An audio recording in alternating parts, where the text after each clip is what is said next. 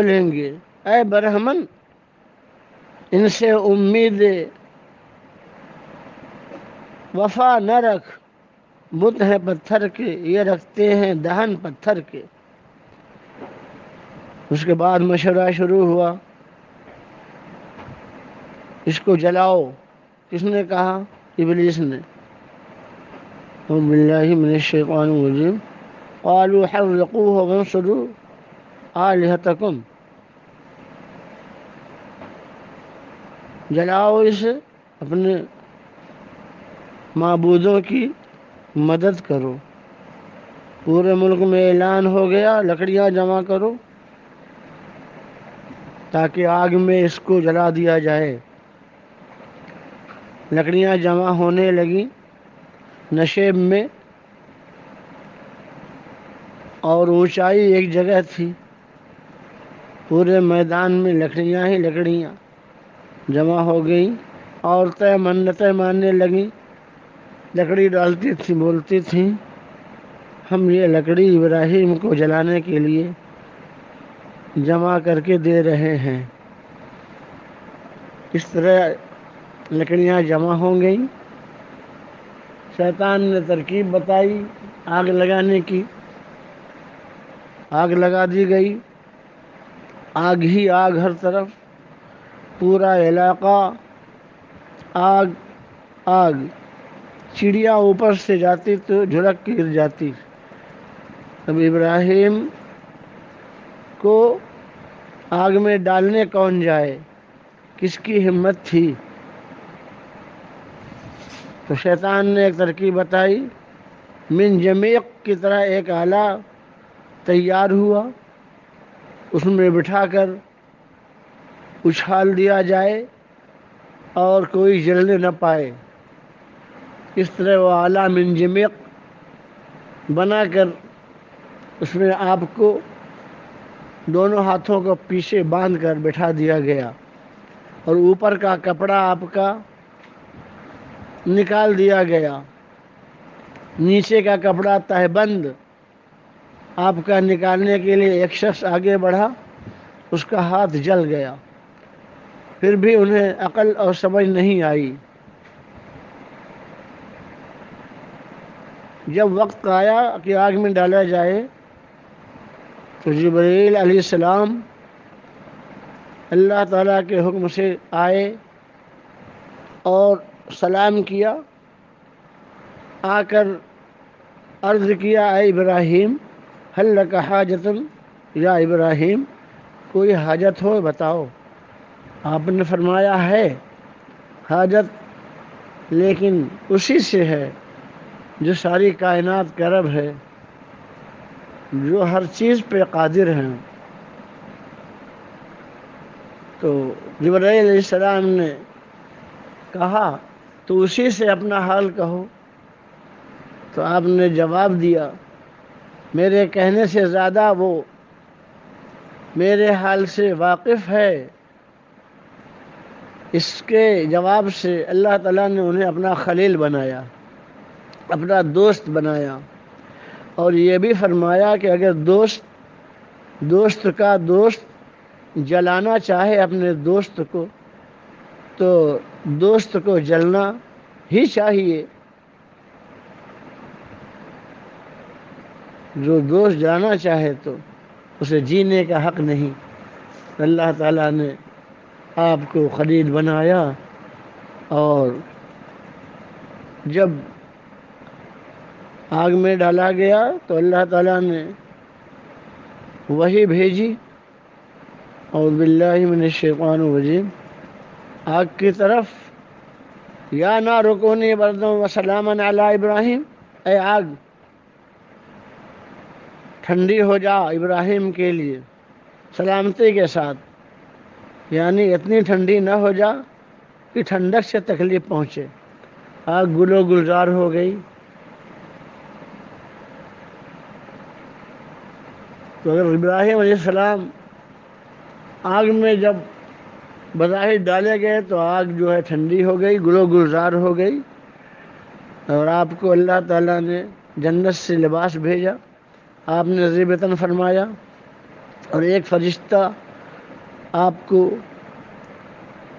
بیٹھ کر تسلی دے رہا تھا، اور نمرود کی بیٹی اپنے محل سے یہ منظر دیکھ رہی تھی۔ جب آگ ٹھنڈی ہو گئی تو آپ پہ ایمان لائی۔ اس کا نام تھا مسمات راضا، لا الہ الا اللہ ابراہیم خلیل اللہ۔ اللہ تبارک و تعالیٰ نے آپ کو سلامتی عطا فرمائی۔ نمرود جو سب کچھ دے چکا تھا، جب دیکھا اس نے کہ آگ گلو گلزار ہو گئی ہے، تو آیا کہتا ہے ابراہیم اب تم یہاں سے باہر آ سکتے ہو۔ آپ نے فرمایا تیرے کہنے سے نہیں آؤں گا، میں اپنے رب کے حکم سے باہر آتا ہوں۔ آپ باہر تشریف لائے، اور آنے کے بعد آپ نے اپنا وعظ جاری رکھا اور بتوں کی مذمت کرتے رہے۔ نمرود کو بھی آپ نے بہت سمجھایا کہ اللہ تعالیٰ نے تجھے اتنا مرتبہ دیا ہے، تو دنیا کا بادشاہ ہے، اپنا خدائی کا دعویٰ تو چھوڑ دے اور ایک خدا کی بارگاہ میں سر جھکا، اور اپنی مملکت کو بھی اعلان کر دے کہ اللہ کی طرف میں لوٹتا ہوں۔ نہیں مانا، نہیں مانا، سرکشی کرتا رہا۔ تب آپ نے اللہ تعالیٰ کی بارگاہ میں دعا کے لیے ہاتھ اٹھایا، اے پروردگار، یہ بڑا سرکش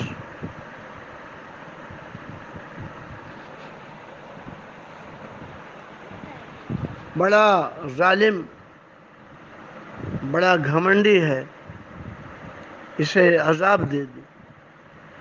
تو اللہ تعالیٰ جو نبی رسول کی علیہ الصلوات و تسلیم کی دعائیں قبول فرماتا ہے، سمجھانے پہ بھی نہیں مانا۔ کہنے لگا ہے ابراہیم، میں تیرے خدا کو دیکھنا چاہتا ہوں اور میں دیکھوں گا۔ اس نے مینار بنوایا، اتنا اونچا کہ نگاہوں سے کوئی دیکھ نہیں سکتا تھا،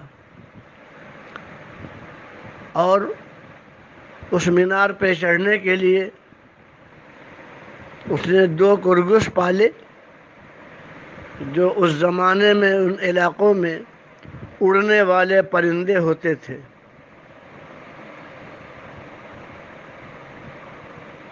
اس نے مشان بنوایا اور دونوں کرگسوں کو کھلا پلا کے توانا تندرست کیا،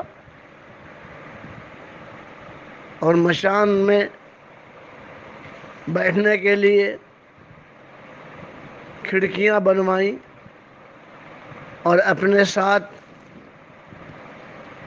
اپنے ایک مصاحب کو لے کر بیٹھا، اور ایک تیر کا نشان بنایا تھا۔ تیر کا نشان اگر اوپر ہو تو وہ پرندے اڑتے تھے لے کر اس کو، اور جب نیچے کرتا تو وہ نیچے کی طرف آتے۔ ایسا اس نے مشان بنوایا تھا۔ یہ لے کے اڑتے جب روکا تو آسمان کو جہاں سے زمین سے دیکھا تھا ویسے ہی نظر آیا، اور اوپر جانے کے لیے تیر لگایا۔ آخر تھک ہار کے نیچے تیر کیا تو پرندے جو مشان کو لے کے نیچے اوپر گئے تھے نیچے آئے، اور آنے کے بعد اس کو فرشتوں نے زمین پہ دے مارا، یہ دونوں بچ گئے، اور وہ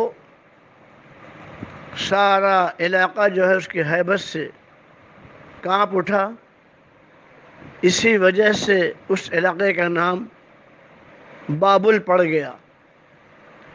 اس کرگس کے گھسنے سے لوگوں کو زبان بدل گئی، ایک دوسرے سے بات کرتا تھا تو سمجھ میں نہیں آتا تھا کہ ہم کیا بول رہے ہیں، کیا سن رہے ہیں، اور کیا جواب دے رہے ہیں۔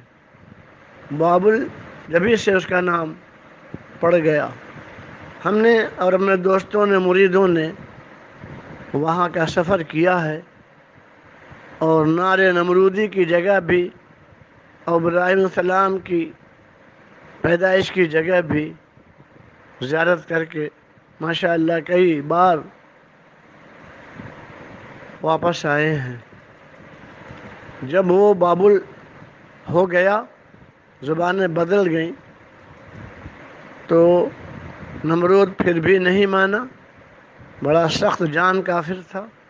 اس نے کہا اے ابراہیم، میں تیرے خدا سے معاذ اللہ جنگ کروں گا، تو اپنے خدا سے کہہ کہ وہ اپنی فوج جمع کرے، میں اپنی فوج جمع کرتا ہوں۔ اس نے پورے مملکت میں اعلان کرا دیا، ابراہیم کے خدا سے جنگ کے لیے جمع ہو جاؤ، ہتھیاروں سے لیس ہو کر پورے علاقے میں ماں آدمی ہی آدمی، فوج ہی فوج، جدھر دیکھو لاکھوں کی تعداد میں ہر طرف جمع ہو گئے۔ آپ نے کہا ابھی بھی وقت ہے، ایسا نہ کر، تو اللہ سے جنگ کے لیے فوج کو جمع کیا ہے۔ جب نہیں مانا تو اتمام حجت کے لیے آپ نے فرمایا دیکھ، اب میں اپنے خدا سے، اپنے پروردگار سے تیری اس فوج کا مقابلہ کراتا ہوں۔ آپ نے دعا فرمائی پروردگار تو عذاب بھیج دے۔ اللہ تعالیٰ نے فرشتے کو حکم دیا کہ پہاڑوں کے سوراخ سے مچھروں کو کھولو، ایک ایک سوراخ ڈال دیے، پورا فوجیوں کے ساتھ جتنے تھے اور جتنی جگہوں میں تھے فوجی، آسمان کا پورا علاقہ سیاہ ہو گیا، کالا ہو گیا، مچھر ہی مچھر، اور جتنی فوج کے اس کے فوجی تھے ایک ایک کے اوپر گرے، سب نیست نابود ہو گئے، سب مچھروں نے پوری فوج کو کھا لیا، نمرود اکیلا بچ گیا، اکبر بچ گیا۔ ابھی بھی آپ نے اس کو سمجھایا کہ ابھی بھی وقت ہے، تو توبہ کر لے اور اللہ تعالیٰ کو اللہ مان لے۔ اس نے کہا نہیں میں نہیں مانوں گا، اپنے گھر میں بھاگ کر آیا، اس کا پیچھا کیا، ایک مچھر نے اپنے گھر میں آ کر بولتا ہے دیکھو دیکھو، یہ میری فوجوں کو جو کھا گئے، یہ پرندے ایسے تھے۔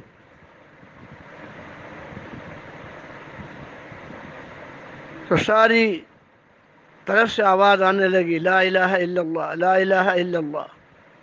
اس کے بدن پہ جو کپڑے تھے وہ بھی کہنے لگے لا الہ الا اللہ۔